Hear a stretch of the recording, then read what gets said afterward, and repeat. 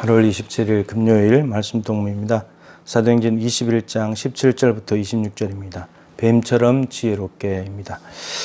바울이 드디어 예루살렘에 올라갔습니다. 예루살렘에 올라갔는데 유대인들 중에서 예수 믿는 사람들이 있는데, 근데 이 예수 믿는 사람들이 수만 명이 있는데 이들이 다 율법의 열성을 가졌다, 이렇게 되어 있습니다. 그러니까 예수를 믿고 기독교인이 됐는데 여전히 그 유대인의 그 뿌리, DNA가 율법에 매여 있기 때문에 율법에 더욱더 아주 집착하고 열성적인 그런 사람들이 있었다는 거죠. 이게 이제 이 당시의 배경을 좀 보게 되면은 주 54년에 네로가 황제가 됩니다. 네로 황제가 되면서, 네로 황제는 이제 박해를 많이 하잖아요. 그러다 보니까 유대 민족주의가 성장하게 됩니다. 유대 민족주의가 성장하게 되면서 그 비유대적인 요소에 대해서 굉장히 적대감을 가지게 되는 거죠.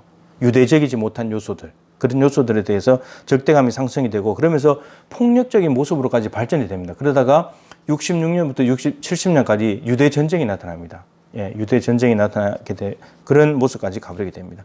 그러면서 이들은 율법에 대한 열심을 가지게 됩니다. 율법에 대한 열심. 근데 이것이 교회 안에까지 영향을 미치게 되는 거죠. 그 유대 기독교적인 요소, 그러니까 유대인인데 예수 믿는 사람들이 율법에 대한 열심을 가지고 있다 보니까 민족주의를 키워야 되니까, 그러다 보니까 이것이 교회 안에도 당연히 이제 영향을 미치게 된 거죠.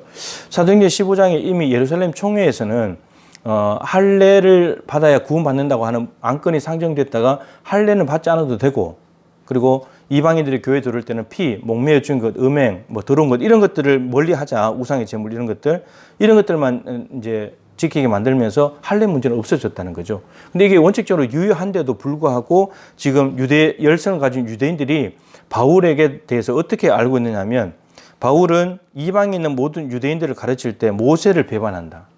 그리고 할례를 행하지 않아도 된다, 이렇게 가르쳤다는 거죠. 그리고 관습을 지키지 말라고 한다는 것을 이들이 들었다는 겁니다. 예루살렘에 있는 사람들이. 지금 이방 선교를 갔다 왔는데 거기에 있는 유대인들의 말을 들어보니까 모세의 법을 어기고 할례도 행하지 말게 하고 관습도 지키지 않아도 된다, 이렇게 가르쳤다는 겁니다. 그 소문을 듣고 있는 예루살렘에 있는 유대인들이 얼마나 화가 났겠느냐, 이런 거죠. 그 야고보가 거기에 있다가 바울에게 이렇게 이야기합니다.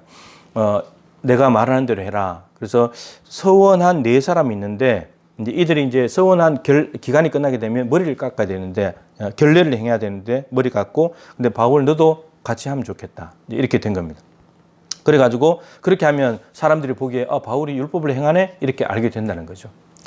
여러분, 이것을 제안하는 것은 이제 그 사도행전 16장 3절에 이미 이런 비슷한 일이 있었죠. 디모데를 만났는데 디모데가 엄마가 유대인이고 아버지가 헬라인이었죠. 근데 바울이 데리고 가려니까 이제 유대인과 헬라인이 같이 결혼을 했기 때문에 유대인들의 입장에서는 이해가 안 되는 겁니다. 허용이 안 되는 거죠. 그래서 디모데에게 할례를 행하게 만듭니다. 그러니까 불필요한 유대인들을 자극하지 않기 위해서, 충돌하지 않기 위해서 그렇게 하는 거죠. 이 뱀처럼 지혜롭게 행하는 겁니다.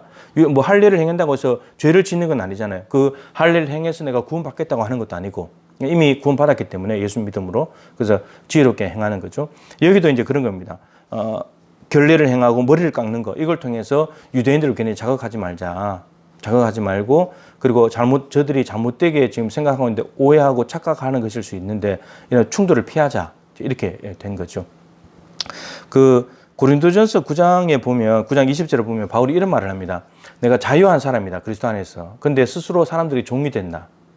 왜 종이 됐냐면 더 많은 사람을 얻기 위해서. 그래서 유대인에게는 내가 유대인과 같이, 율법 아래에 있는 사람들은 율법 아래에 있는 사람들 같이, 이방인에게는 이방인과 같이, 연약한 자들에게는 연약한처럼, 이렇게 된다는 겁니다. 이것은 그 사람들에게 낮아지겠다는 거죠. 예수님이 성육신 하신 것처럼 낮아져서, 예수님이 성육신, 우리처럼 인간이 되시고 성육신 하셨다고 해서 죄인처럼 되셨다고 해서 죄를 지은 건 아니잖아요. 우리를 구원하시기 위함이니까. 바울도 유대인에게는 유대인처럼, 율법 아래에 있는 사람들은 이방인인데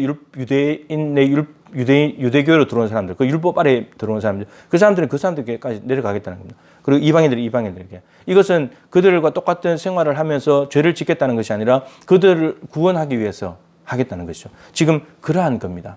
이게 이제 뱀처럼 지혜롭게 하는 거죠. 비둘기처럼 순결하게, 뱀처럼 지혜롭게 가는 것입니다. 그리고 중요한 원칙은 고린도전서 10장 32절 32절에 보면은 자신의 유익이 아니라 다른 사람의 유익을 구해라, 이겁니다. 지금 이게 바울이 이렇게 하는 이유가 뭐냐면 자기 그냥 두려워가지고 살기 위함이 아니고 도망가기 위함도 아니고 도망가지도 않죠. 결박돼 버리거든요. 내일 결박돼 버리거든요. 결박 받는 걸 이미 알고 갔기 때문에 도망가지 않습니다. 근데 이거는 사람들을 더 얻기 위해서 불필요한 자극과 충돌을 없애고 하기 위해서 한 사람이라도 더 구원하려고 그 사람들의 유익을 위해서 바울은 낮아지는 쪽으로 내려가게 됩니다. 여러분 이 뱀처럼 지혜롭게 이 겸손함, 낮아지는 삶 이것이 예수님의 성육신에서 온 삶이고 죄인 중에 괴수까지 낮아주신 예수님을 생각하면서 바울은 저들에게로 내려가는 것입니다. 우리의 삶에 우리도 마치 이러한 양을 이리 가운데로 보낸 것 같은 그러한 삶 속에 살아갑니다. 그럴 때 뱀처럼 지혜롭게 비둘기처럼 순결하게 사는 삶이 필요하고 우리는 끝까지 낮아지는 예수님의 겸손함이 우리 몸에 배어 있을 때 우리의 삶을 통해서 다른 사람들과 불필요한 충돌을 없애는 것이고 그러면서도 그 사람들의 유익을 구하면서 그 사람이 내려가서 그 사람을 구원할 수 있는 그런 삶을 살아가게 된다고 하는 것입니다. 오늘도 우리의 하루의 삶이 참 쉽지 않고 만만치 않는 삶입니다. 그렇지만은 그곳에서 분명히 예수님은 양으로서 이리 가운데에서 삶을 살아내야 된다. 살아낼 수 있다라고 말씀하십니다. 오늘도 순결과 지혜로 무장하고 특별히 겸손으로 또 저 사람의 유익을 위해서 낮아짐으로 인해서 하나님의 뜻을 이루어 드리는 저와 여러분이 될 수 있길 바랍니다. 하나님 아버지, 세상 살아가는 일이 쉽지가 않습니다. 이리들이 득실득실 되는 곳에 살아갑니다. 언제든지 잡아먹힐 수 있고 어려움에 처할 수 있습니다. 그렇지만 주님께서는 비둘기처럼 순결하고 뱀처럼 지혜롭게 나아가면 가능하다고 말씀하십니다. 그리고 세상을 예수님께서도 그런 사람을 이겨내셨기 때문에 너희들도 이겨낼 수 있다고 말씀하십니다. 오늘도 순결과 지혜로 무장할 수 있도록 도와주시고 특별히 바울이 사람들을 한 사람이라도 더 구원하기 위해서 낮아지고 겸손한 삶을 예수님을 통해서 배운 그대로 살아냈던 것처럼 오늘 우리도 상대방에게로 낮아지게 하시고 그것은 나의 유익이 아니라 그 사람의 유익을 위해서 낮아짐으로 말미암아 그 사람을 구원할 수 있는 은혜와 용기로 함께하여 주시옵소서.